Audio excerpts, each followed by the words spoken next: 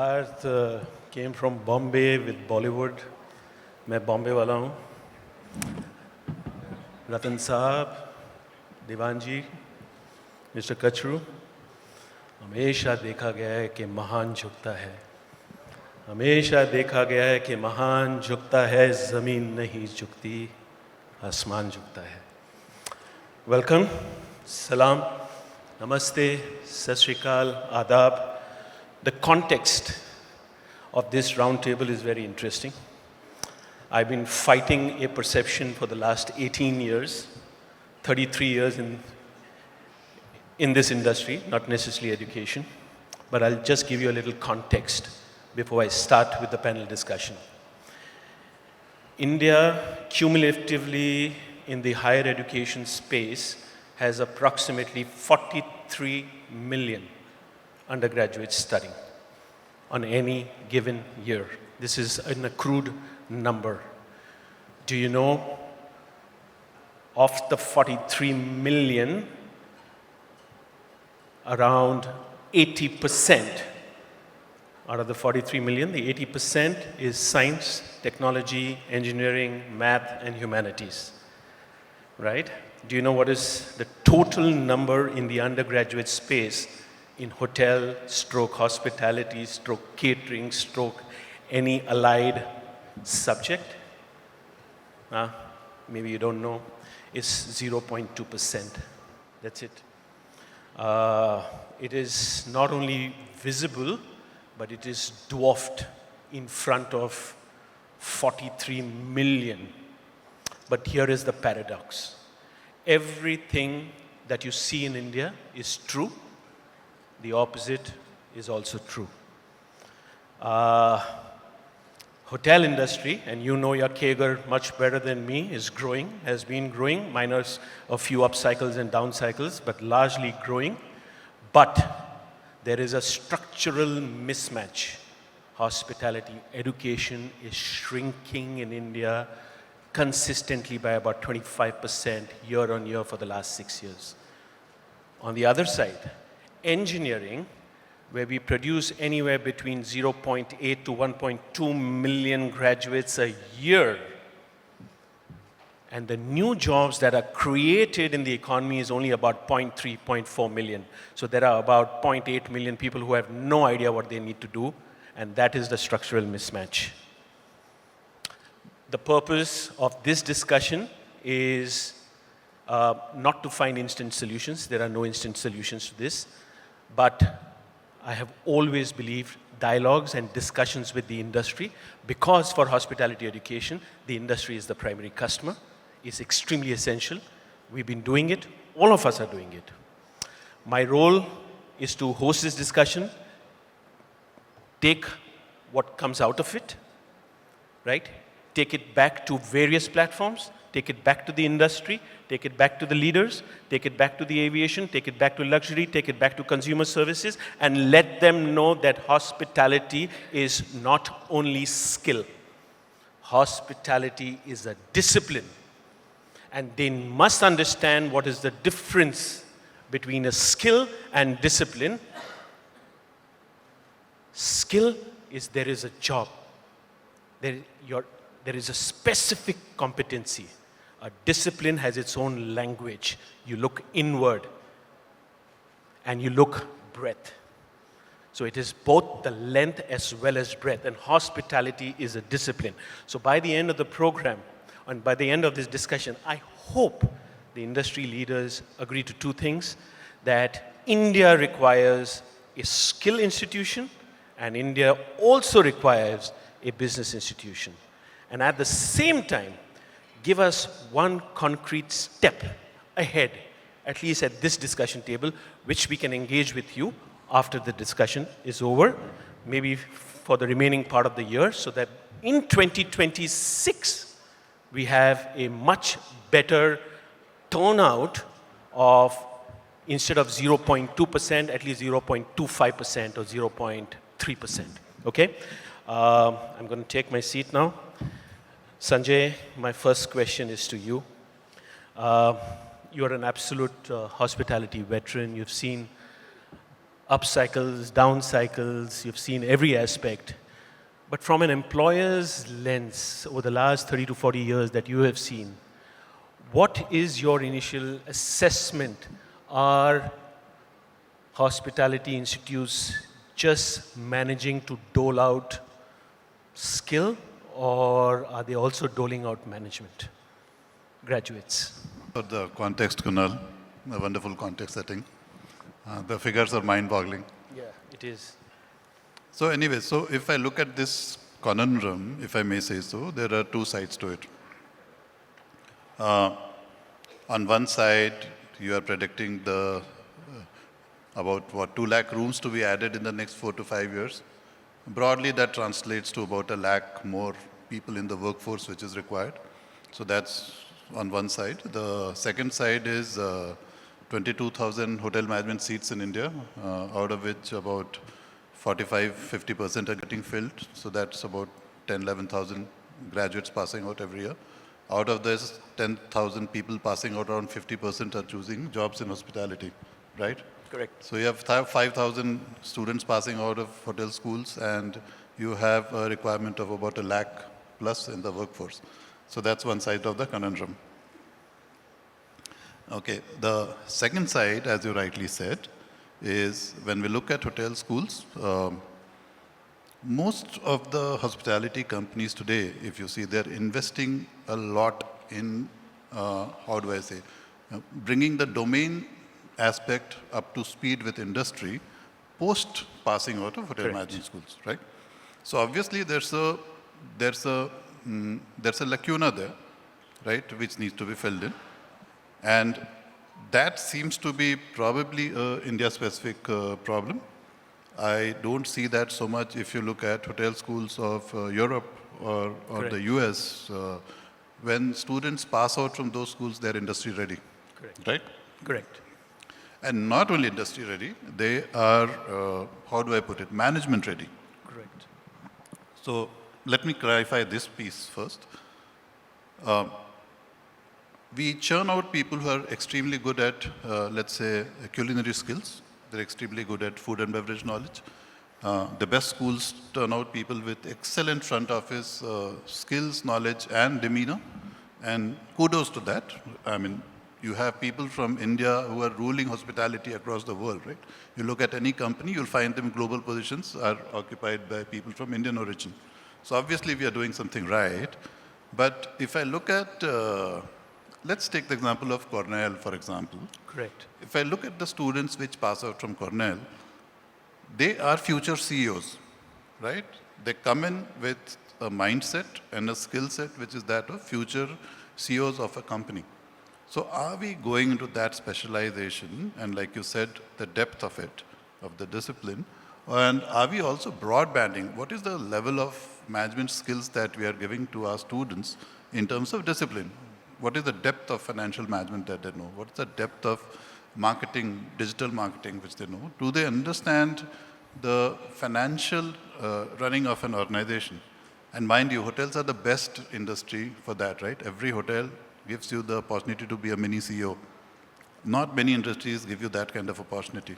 So it makes sense that we do, we look into that. So yeah, bottom line, I think we certainly need to relook at what we are doing in the field of hospitality education. Make it more broad-banded and give more depth also. But having said that, that's this other piece of the conundrum.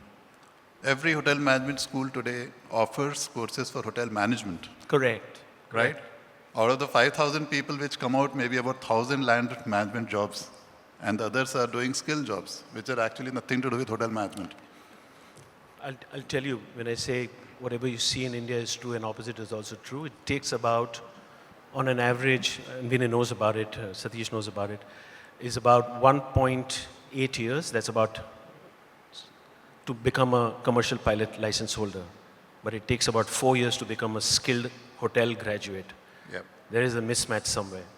I'll just take this question next to Vinay.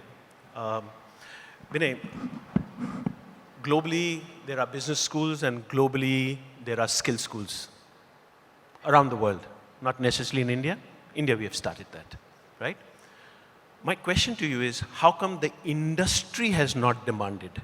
You know, you are a majority player in India. How come the industry has not demanded this differentiation between skill and a business school? That's a very pertinent question, and if you have to answer that particular question, essentially you have to look at 2 or 3 aspects. And the first and the foremost aspect is how the hotel industry has evolved over the years, and what was the demand of the industry, so to say. So to put things in perspective, if you look at the industry in the 60s, 70s or 80s, it was an aspirational industry, so to say. It was almost bordering on being a luxury good.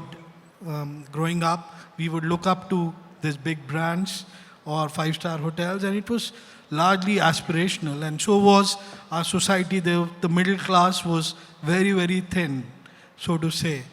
And then there were these hotels which were largely forming the base of the unorganized sector of the hospitality. Now, the luxury goods side would look at a talent demand which would look at hospitality as an art. And the unorganized sector would look at hospitality as largely a skill-based demand, so to say.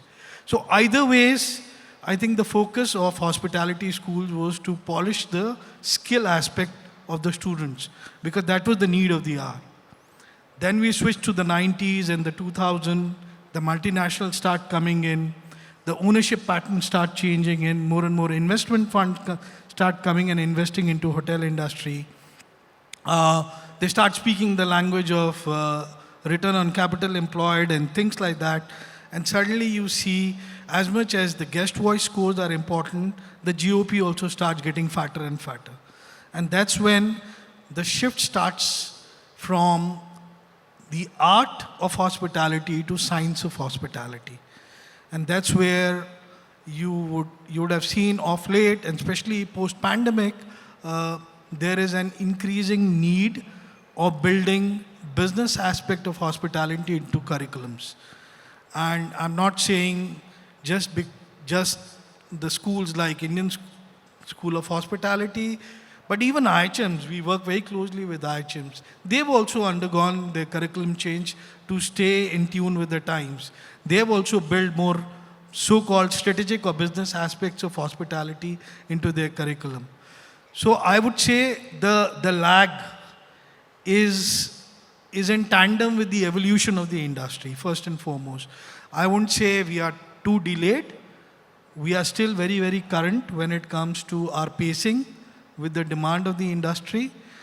So that's one aspect. And the other 2 very close aspects which kind of Marriott displays is that we also pick horses for courses. Like, for that matter, Marriott goes to tier 2 IIMs to pick up students for revenue management, which are highly, highly specialized skills, so to say. So instead of going to a business-specific hospitality school, we would rather go to a business school and pick them and amalgamate them into the hospitality flavor. And third most important thing is, you are seeing now more and more employer-led curriculum innovation, which is more structured or customized to their needs. The Career Leap program between ISH and Marriott is a case in point there, where rather than going and picking up a pure play ISH product, we would rather invest with ISH to co-create something where the hitting the road kind of a thing is much faster and much easier. So essentially, I feel these are the 3 kind of elements which have contributed to the evolution of skill-based schools into business-based hospitality schools. I wouldn't say that there is still delay or something. We are still current. It's just that the lag is a little bit not very pronounced, but it is pronounced. But I think we are accelerating on that front. True. And all of us will catch up there. And I appreciate you've always been very, very progressive. Just a matter of this to the industry. If we have to get to the 7 and 10 trillion, we need exponential change in every aspect of our mindset as well, from a skill and hospitality. Kanav, my next question is to you. Picking up what Sanjay said and Vinay said, EHL is that worldwide reference of hospitality school. And a couple of years ago, you pivoted in becoming a business school. What is that difference between what was earlier perceived and the lived reality of EHL vis-a-vis today? And I say it for a reason. This year, you've had in your history the largest intake, and pretty much like ISH, and I'm not trying to patronize or advocate ISH. This year for us also has been a phenomenal year because in repositioning ourselves. Kanav, over to you. Absolutely, Kunal. Good evening, everyone. And firstly, thank you to BW Hotelier for putting together this great conference. I truly hope, though, Kunal, that over the years we are able to reframe this crisis into something more positive, because we've been focusing on the crisis for so long that it's now time to put it into action.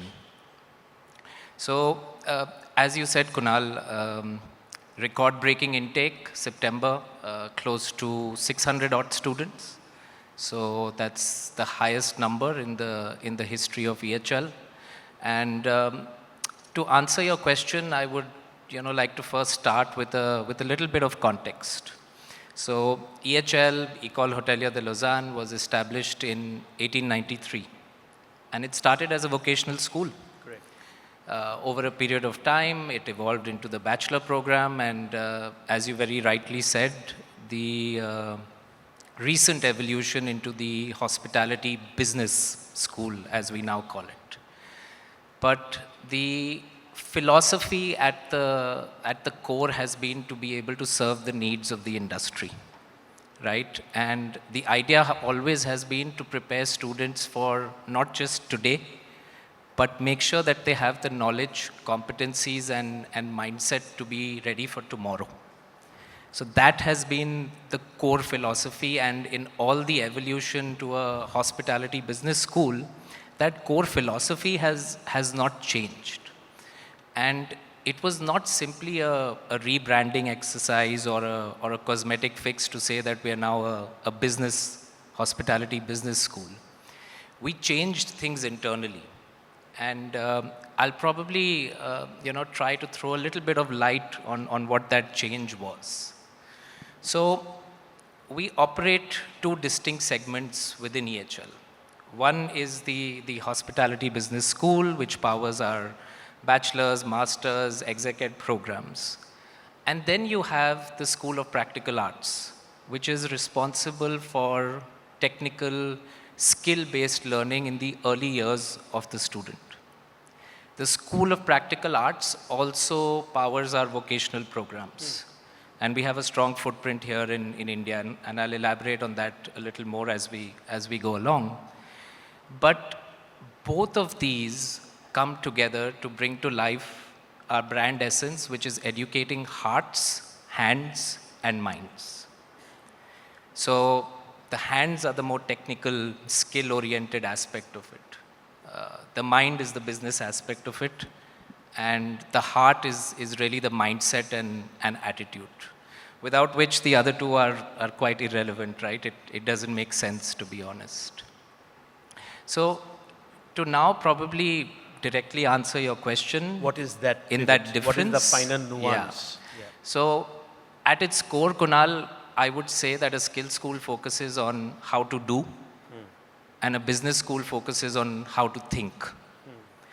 And then that difference comes through in the curriculum, in the faculty, in the assessment, in the career outcomes and things like that. But one thing that I want to stress on specifically as far as career outcomes are concerned, yes, a skill school will prepare you for an operational or a frontline role, and a business school for a more, let's say, marketing, management training, analyst, consultant sort of a role. But skill-based education or vocational education does not mean a cap in your growth. And Switzerland is a prime example of this. CEOs of banks, of airlines, of watch companies are all come up the vocational path.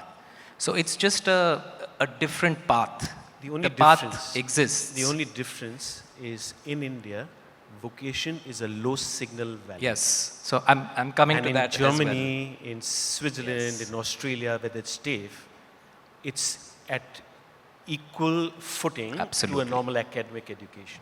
as well. And part of what we are trying to do is change that perception now in India. Yeah?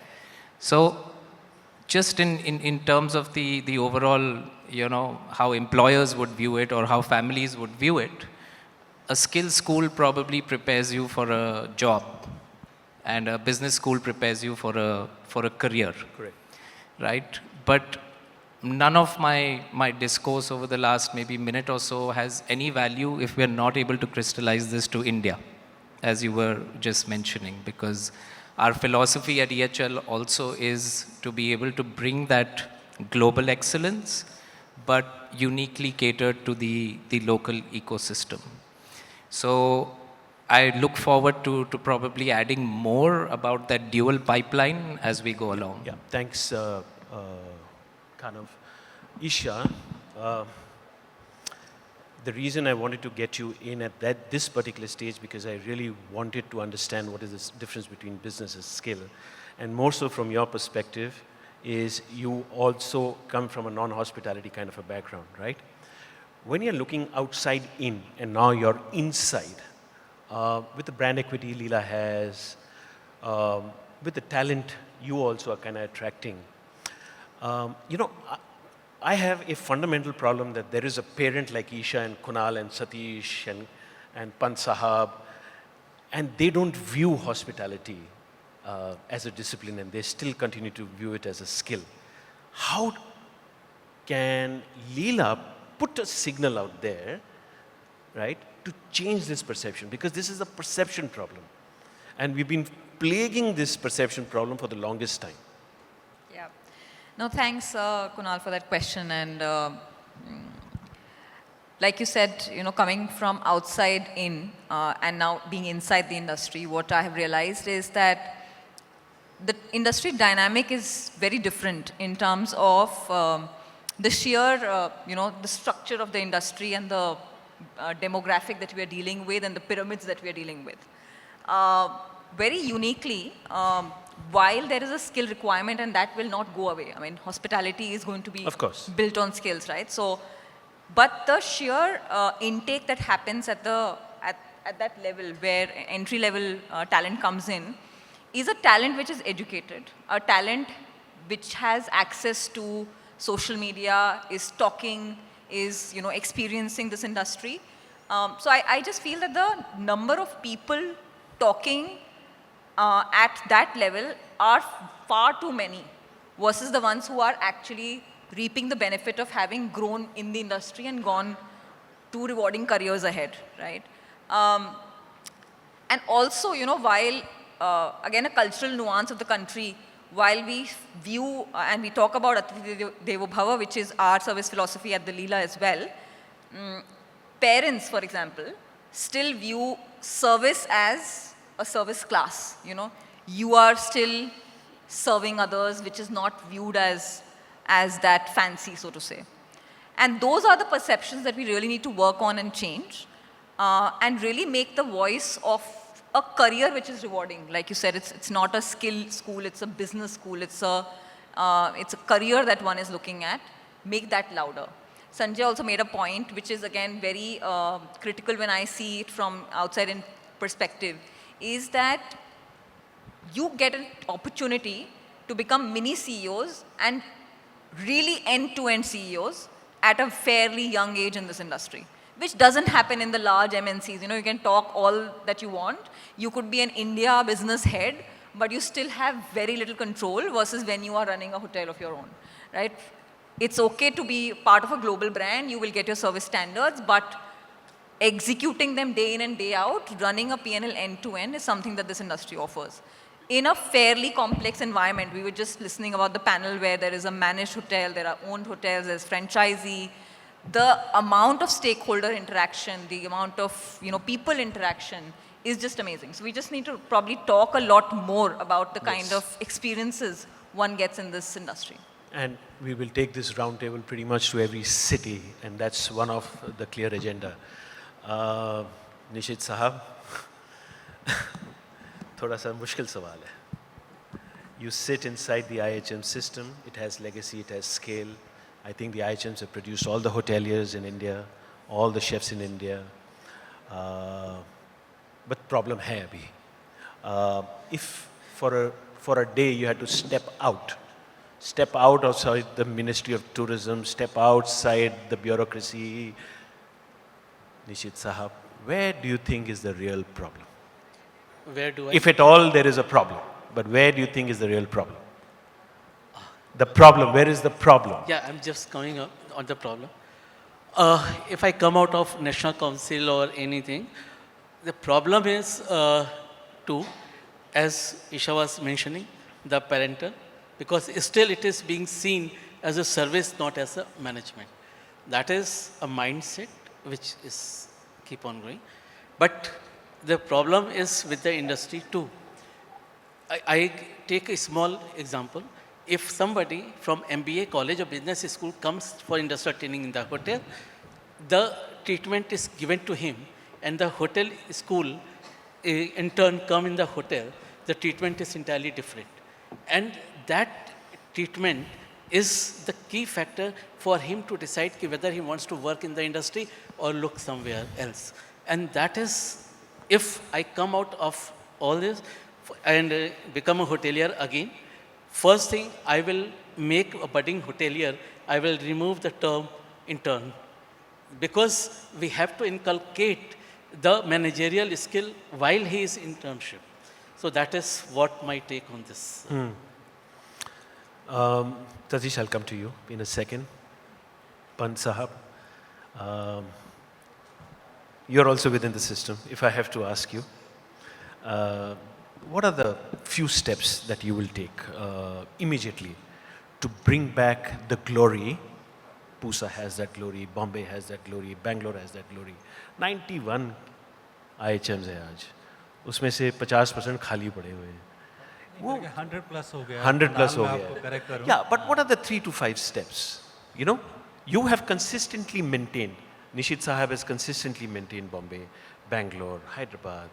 But, you know, we are failing our children at a larger level. क्या करना चाहिए? Thank you for this thought-provoking question. We have to go a little bit in history. How hospitality education started in this country. Hospitality education in the infancy was a result of post-harvest technology of Ministry of Agriculture. Those of people who graduated from my institute in the first 10 years, they did not even have had H of hotel, written to the diploma that they walked out with. So that is where our Ministry of Tourism came 20 years after, or 25 years after IHM Mumbai was established, and 20 years after. 1954 institute where came, and 1982 tourism ministry came. 80. So what has actually gone wrong over the years is we started as a pure skill providing institution ecosystem. And along the way, somebody got this fancy idea that degrees are very, very important. And let me use this word called jugaad to make something work out so that the people walk out with a degree in their hand without doing much effort in it. And then this unfortunate marriage with IGNOU happened. It lasted more than 20 years. And the kind of rigor which was there for learning management was kind of taken out from the curriculum. Everything to do with management, whether it was organization behavior or marketing or finance or anything human resources, it was transferred to distance learning. Now we are sitting on an opportunity, the new education policy And I think a new blessing which the IHM ecosystem is seeing is our moving from the national, IGNOU system to the Jawaharlal Nehru University. The new curriculum that we have, now we have taken the reins of management education back. So we are going to present the first graduating batch with the new curriculum, with the new degree. JNU degrees would be available with these students. And we have talked about, skilling and business, as you put it. But I call them, psychomotor skills and intellectual skills. In our country, we are very much different from the West, as you have very nicely brought out. People are more westernized than Eastern culture because nobody in our country is going to be happy maintaining the same title, throughout one's career. Now, people are in a hurry to upgrade their titles. Not every few years, they want those titles to change every few months. So, expecting people to remain in their skilled vocations, for a long time is expecting too much out of them. Correct. And therefore, what I feel is we need to provide education. Education is, long term. It cannot be immediate. Immediate is training or something like that. So we give them big perspective. We give them learning opportunities. So what you have, the question that you asked me, what I would do immediately. What I would do immediately, I started it last year. We have introduced this Harvard Business Publishing. We have got a license with them. And we are pushing our students go through the academic rigor. We are making them to undertake, case studies. Simulations is what they are doing. A coffee shop, the parameters you are changing, and in the classroom, they are able to know that one wrong decision that they are taking, what they are ending up as a outcome of that. Can I give you one suggestion? Yeah. What you're doing, any which ways, is part of the social sector, Nisheeth sir, Pan sahab. You must go ahead and do it because India requires this kind of quality education. But एक ही चीज़ है, ministry को निकाल दो बाहर. उनका कुछ लेना देना नहीं है एजुकेशन के साथ. मैं बोल सकता हूँ, आप नहीं. ठीक है? Satish, I'll come to you. Accor, it's a huge group, right? In your opinion, from a vantage point, employees like Accor, how do you signal this as a complete discipline, that there is a career? It's just not a service career, it's a full management career. Everybody has come from the IHM systems, everybody has become CEOs from the same IHM system. However, that ascension happens only 5 years once they have joined. Problem happens after 12th. What do we tell that parent?